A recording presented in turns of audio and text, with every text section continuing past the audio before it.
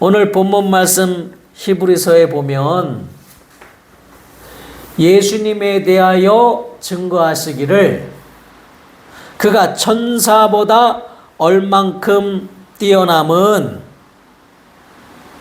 하나님의 이름을 기업으로 받으시며 그리고 천사와는 비교하실 수 없는 피조물과는 비교하실 수 없는 창조주이시라고 말씀하고 있습니다. 그런데 왜 굳이 하나님과 천사를 비교할 필요가 없잖아요. 비교할 대상도 아니죠. 그런데 천사보다 뛰어나다고 이렇게 하신 까닭은 이스라엘 사람들은 하나님을 직접 뵙지 못하죠. 또 하나님을 직접 배울 수도 없습니다. 사람은. 그래서 모세가 하나님의 말씀을 그 십계명을 받을 때에도 천사를 통하여 모세에게 돌판에 하나님의 말씀을 새겨 주었습니다. 더 거슬러 올라가서 아브라함을 만날 때에도 주의 천사, 그러니까 심부름꾼인 천사를 보내어 하나님이 자신을 나타내셨습니다. 그래서 이스라엘 사람들은 천사를 숭배하기까지 했습니다. 그렇기 때문에 천사보다 예수가 얼만큼 뛰어난 분이신가? 그는 비교할 수 없는, 그는 하나님이시라는 것을 가르쳐야만 했다 이 말이에요. 그래서 바로 예수님은 만물을 창조하신 창조자시요, 또 만물의 지배자시요, 만물이 다 예수님 앞에 무릎 꿇어야 하고, 그리고 만물을 지배하고 다스리시는 분이시라는 것을 말씀하고 계시는 것입니다. 그런데 그가 천사들보다 잠깐 동안 못하게 하심을 입었다 그랬어요. 왜냐하면 천사들은 육신이 없으니까 고난 받을 일이 없죠. 불편함이 없죠. 우리처럼 병들 필요도 없죠.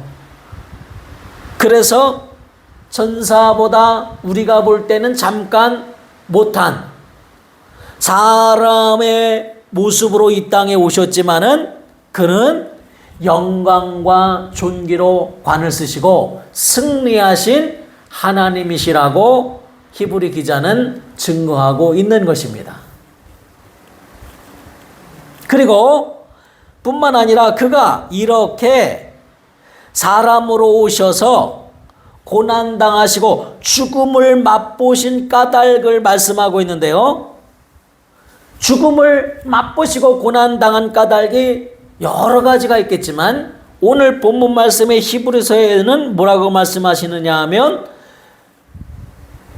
예수 그리스도를 믿음으로 말미암아 구원받은 자들과 하나가 되게 하기 위하여 형제라 부르시기를 부끄러워하지 아니하시려고, 그러니까 우리를 하나님의 아들의 수준에 끌어올리시려고 그가 죽음을 맛보셨다 이렇게 말씀하고 있습니다. 우리가 하나님의 자녀가 되지 않았더라면, 예수 그리스도의 보혈의 은혜로 하나님의 자녀가 되지 아니었더라면 아마 영원토록 천사보다 못한 자가 되었을 것이죠. 그런데 비록 우리가 육신을 가지고 이 땅에 왔지만은 예수 그리스도의 보혈의 공로를 힘입어 예수와 하나됨으로 형제라 부르기를 부끄러워하지 아니하시는 예수의 몸된 교회가 되므로 너는 내 아들이라, 내가 오늘 너를 낳았다, 이렇게 하나님을 아버지라 부를 수 있게 하셨다는 거예요. 우리의 신분이 확 변화된 거예요. 마치 병아리가 알을 낳았어요. 그냥 알로 냉장고 속에 있다가 뭐 후루라 해 먹어도 좋죠. 그런데 알로 있는 게 아니라 다시 품어서 병아리로 나오듯 그렇게 우리가 인간으로 태어났지만 전사보다 못한 육신을 가지고 태어났지만 예수 그리스도 해산의 고통 십자가의 피 흘리심으로 말미암아 그가 죽음을 맛보심으로 말미암아 하나님의 해산의 고통으로 말미암아 거듭났다는 거예요. 거듭남으로 하나님의 자녀가 되었다는 거예요. 그러니까 결론적으로는 우리는 누구냐? 천사와는 비교할 수 없는 천사보다 월등한 하나님의 자녀다 라고 말씀하고 있는 거예요. 더군다나 천사에 대하여는 히브리서 1장 14절에는 모든 천사들은 섬기는 영인데 누굴 섬기냐? 구원받을 상속자들을, 구원받은 후사들을 위하여 섬기라고 보낸 섬기는 종이다 라고 말했어요. 구원받을 후사, 우리를 위하여 보내신 종이다 라고 말씀했어요. 그래서 다시 하나님께서 정리를 해주시는 거예요. 히브리 기자를 통해서. 나는 천사보다 월등한 자다. 천사는 비교할 수 없는 하나님의 자녀다.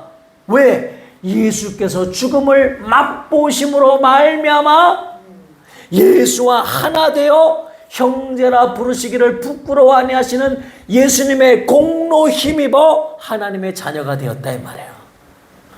하나님의 자녀가 되었으면 또한 상속자요 후사요 하늘나라의 모든 것을 상속하는 자요 하늘나라의 종들을 부릴 수 있는 천사를 부릴 수 있는 왕권을 가진 자요 왕같은 제사장이요 하나님의 자녀요 하나님의 나라의 주인이 되는 것이다 이 말이에요. 예수와 함께 영원토록 하나님 나라에서 다스리는 권세를 갖게 되는 것이다 이 말이에요.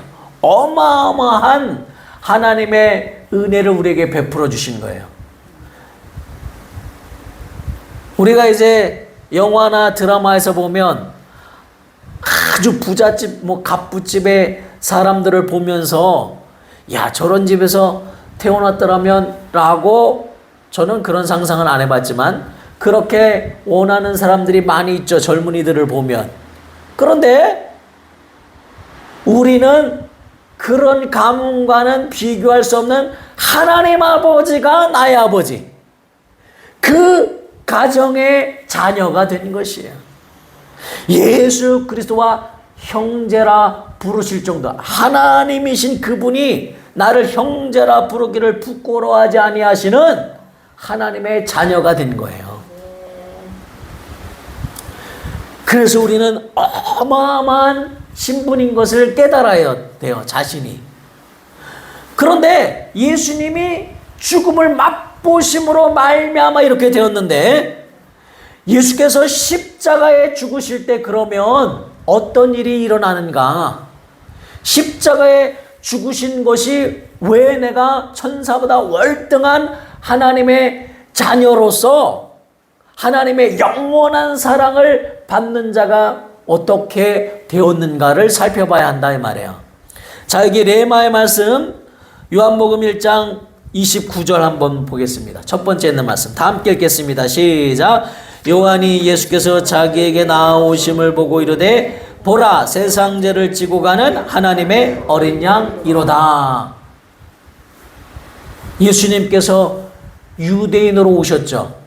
그래서 유대인을 택하시고 그들을 통하여 또 천하 만민이 복을 받는 민족으로 세우셨죠. 그런데 자세히 살펴보면 세상 죄를 지고 가는 하나님의 어린 양이로다 이렇게 말하면 이방인들은 못 알아들어요. 그게 무슨 뜻인지 모릅니다. 양을 들여 하나님 앞에 예배하는 이스라엘 사람들 외에는 양을 드리는 양으로 제사하여 하나님 앞에 예배하는 이스라엘 사람들 외에는 하나님의 어린 양이로다라고 예수를 지칭할 때 무슨 뜻인지 모릅니다. 그러니까 이 말씀은 1차적으로는 유대인에게 구원이 있다는 것을 말씀해 주시는 거예요. 예수 오시리라는 말씀을 듣고 믿음 생활했던 유대인을 구원하시겠다는 하나님의 뜻이 담겨 있는 거예요. 그 다음에 요한복음 3장 16절을 우리 모두 아는 것처럼 같이 한번 또 고백하겠습니다. 시작. 하나님이 세상을 이처럼 사랑하사 독생자를 주셨으니 이는 그를 믿는 자마다 멸망하지 않고 영생을 얻게 하려 하심이라. 온 인류에게 또한 구원을 베푸셨다는 거예요. 유대인뿐만 아니라 온 인류를 구원하신 구원주로 이 땅에 오셨다는 거예요. 그래서 예수님이 십자가에 달려 피 흘려 우리 죄를 사하시는 것은 유대인뿐만 아니라 온 인류, 율법 아래 있던 자들뿐만 아니라 율법을 모르는 모든 이방인들에게도 복음이 되는 것이다 이 말이에요. 구원의 기쁜 소식이 된다 이 말이에요. 그러니까 여기 갈라디아서 3장 13절도 한번 또 읽겠습니다. 세 번째 시작. 그리스도께서 우리를 위하여 저주를 받은 바 되사 율법의 저주에서 우리를 속량하셨으니 기록된 바 나무에 달린 자마다 저주 아래 있는 자라 하였음이라. 그러니까 율법 아래 있던 이스라엘 백성들은 아무리 육신으로 율법을 다 지켰어도 하나만 어기는 순간에 그들의 공로가 다 무너져 버리고 죽음을 맛보아야 합니다. 그러니까 율법은 죽음의 법이 되어버릴 수밖에 없어요. 인간은 의는 없나니 하나도 없기 때문이에요. 그런데 예수님께서 바로 율법의 저주에서 우리를 속량하셨다는 것은 십자가에 예수님이 달리셨으나 십자가에 달리심으로 말미암아 율법의 저주를 다 파하셨다는 겁니다. 그가 죽으심으로 율법의 저주를 다 불태워 버렸으니 바로 너희를 속량하셨으니 바로 그가 대신 저주를 받아 죽음을 맛보셨으니 너희에게는 이제는 더 이상 율법의 저주가 소용없다는 거예요. 율법 아래 있는 유대인을 향하여 특별히 또 이렇게 말씀하시고, 그리고 또 봅시다. 베드로전서 2장 24절 시작. 친히 나무에 달려 그 몸으로 우리 죄를 담당하셨으니 이는 우리로 죄에 대하여 죽고 의에 대하여 살게 하려 하심이라. 그가 채찍에 맞음으로 너희는 나음을 얻었나니. 아멘. 우리를 향하여서는 우리의 죄를 담당하시기 위하여 대신 죽으셨다는 겁니다. 율법 아래 있는 자들에게는 율법의 저주를 십자가에 달아 완전히 소멸하셨고, 죄 아래 있던 자들은 그 죄를 예수님이 십자가에 달아 죽으심으로 죄값은 사망이요 라고 말씀하신 것처럼 그가 친히 죄값을 죽으심으로 치르셨다는 거예요. 그러니까 너희는 더 이상 죽음을 맛볼 필요가 없다는 것입니다. 우리는 영생한다고 하는 것이에요. 우리는 더 이상 죄값을 내가 물을 필요가 없다는 것이에요. 그래서 예수님이 십자가에 달리셨지만 사실 예수님은 십자가에 계속 지금 달려 계신 분이 아니에요. 그런데 우리는 십자가 목걸이 하면서 십자가에 달린 예수만 보고 있잖아요. 예수님은 무덤에 계시지 않아요. 십자가에 계시지 않아요. 그는 부활하셨어요.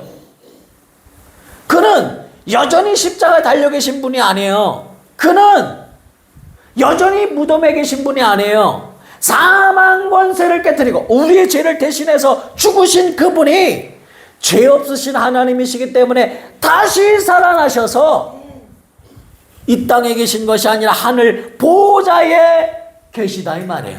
우리를 위하여 처소를 예배하시고 우리를 기다리시고 아버지 집에 먼저 가셔서 우리가 거할 그곳에 먼저 와서 기다리고 계신다 이 말이에요. 다시 오셔서 우리를 그 하나님의 영원한 나라로 데려가시리라고 약속하셨다 이 말이에요. 그러면 십자가에 계속 달려있는 것은 뭐냐? 율법의 저주가 달려있는 거예요. 우리가 십자가를 볼 때 뭘 봐야 되느냐? 눈물 흘리면서 예수님 얼마나 아프셨습니까? 그런 동정의 눈으로 보는 것이 아니고 믿음의 눈으로 봐야 하는 거예요. 아, 십자가에는 달린 것은 율법의 저주가 죽었구나. 율법의 저주가 십자가에서 완전히 죽임을 당하고 박살났구나. 또 십자가에는 우리 죄가 달려있구나. 죄가 죽은 것이구나. 죄가 이미 끝난 것이구나. 이것을 깨달으셔야 돼요.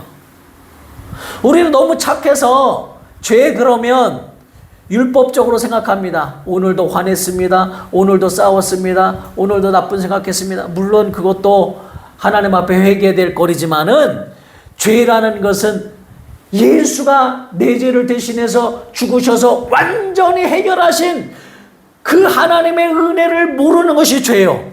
예수를 믿지 않는 것이 죄다 이 말이에요. 사람들에게 잘못한 것은 성경에서는 악이라고 구분하는 거예요. 그것 때문에 지옥불 떨어지는 것이 아니라 그것은 악이라고 하는 거예요. 죄악을 그러나 우리는 회개해야 되죠. 왜냐하면 우리가 죄악을 범할 때에 마귀로 틈을 타게 하니까. 이미 다 해결하셨지만 마귀는 우리의 양심의 가책을 잡고 야, 너 아직 죄인이야. 너 같은 사람이 무슨 하나님의 자녀야 라고 우리에게 열등감을 갖다 주고 우리의 자존감을 무너뜨리고 여전히 죄에 갇혀있다고 속삭인다 이 말이에요. 그러니까 우리가 악을 범했을지라도 예수의 피를 믿습니다. 예수의 피를 의지합니다. 그 고백은 뭐냐면 그 고백으로 마귀가 도망가는 거예요. 다 떠나가는 거예요.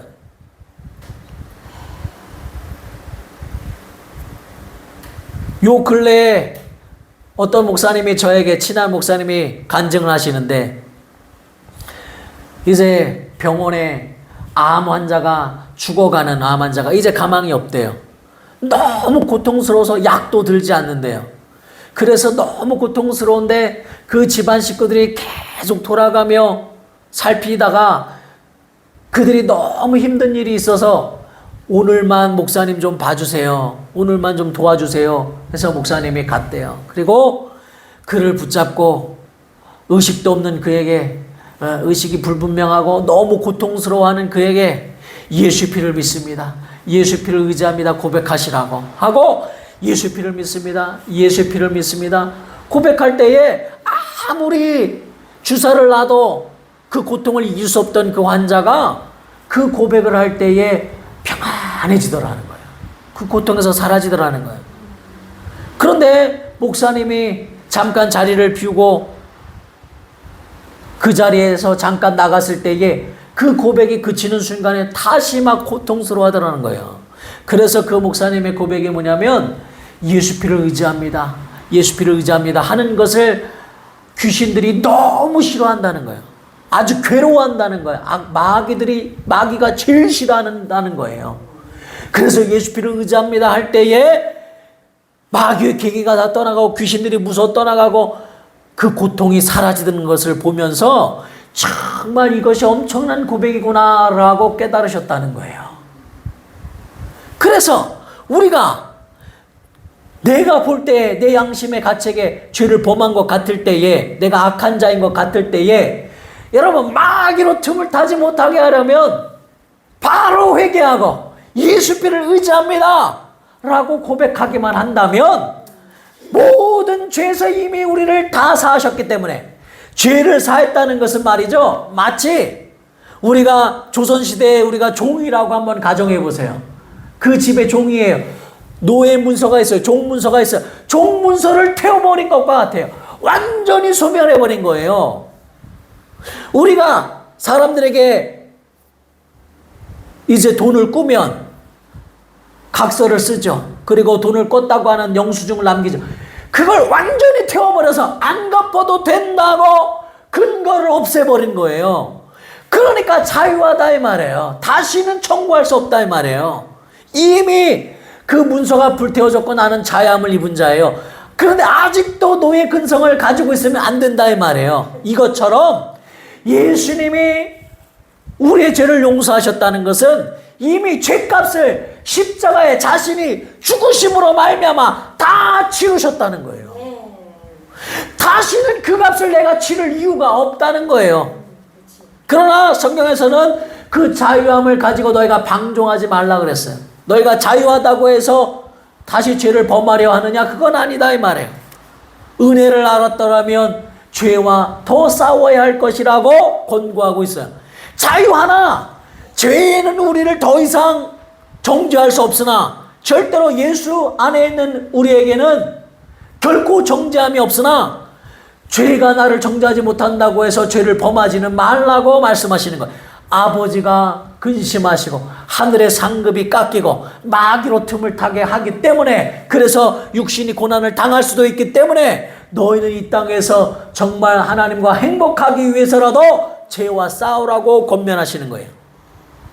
그러나 정말 실상은 뭐냐면 우리는 더 이상 죄로 말미암아 고민할 필요가 없는 하나님의 자녀가 되었다는 거예요.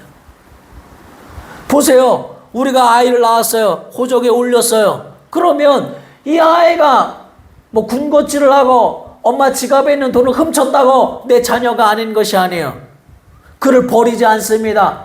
계속 먹이고 입히고 더 사랑해주고 오히려 더 기도해주죠. 어떻게 하면 이 아이가 올바로 자랄 것인가 고민하죠. 이것처럼 성령을 근심케 하지는 말라고 성경은 말씀하시지만 그 아이의 죄에 대하여 그 아이를 감방으로 보낼 사람이 어디 있느냐 이 말이에요. 그렇지 않다 이 말이에요. 자기에게 지은 죄를 다 용서하셨기 때문에, 하나님의 자녀이기 때문에. 그래서 예수 그리스도의 십자가의 죽으심은 율법의 저주가 십자가에 여전히 달려있는 것이고, 예수님은 부활하셔서 하늘 보좌에 승리하셔서 올라가신 거예요. 우리의 죄가 죽은 것이에요. 십자가에서 이미 다 우리의 죄가 십자가에 달려있는 거예요. 그러니까 십자가를 볼 때 우리는 뭘 보느냐? 아, 내 죄를 다 해결하셨구나. 내 죄값을 다 치르셨구나. 그 은혜를 기억해야 하는 거예요. 또한 십자가를 볼 때 무엇을 봐야 되느냐? 여기 네 말씀 한번 보겠습니다. 자, 요한복음 1장 14절 15절 같이 함께 읽겠습니다. 시작. 모세가 광야에서 뱀을 든 것 같이 인자도 들려야 하리니 이는 그를 믿는 자마다 영생을 얻게 하려 하심이니라. 아멘.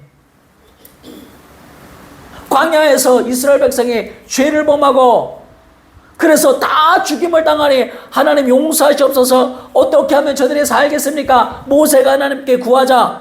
장대 높이 노수로 만든 뱀의 모양을 달아라. 그것을 쳐다보는 자마다 살리라 그랬어요. 그런데 요한이 이 말씀을 해석하면서 모세가 광야에서 그 놋뱀을 든 것 같이 인자도 장대 높이 들려야 하리니 십자가에 죽으셔야 한다는 거예요. 그런데 그를 보는 자마다, 그를 믿는 자마다 영생을 얻게 하려 하심이라 그랬어요. 그런데 생각해 보세요. 예수님에 대하여 비유하는데 왜 하필 마귀를 상징하는 뱀을 달까?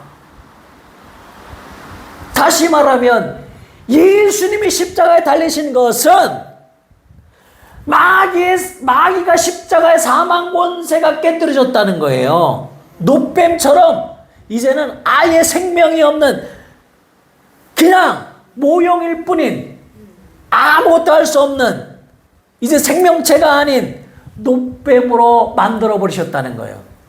예수가 십자가 달리셨다는 것은 마귀의 사망 권세가 완전히 깨뜨려졌다는 거예요. 그래서 예수님이 장대 높이 달리셨으니, 십자가에 달리셨으니, 이는 마치 그가 달리신 것은 사망 권세를 깨뜨렸다는 말씀입니다.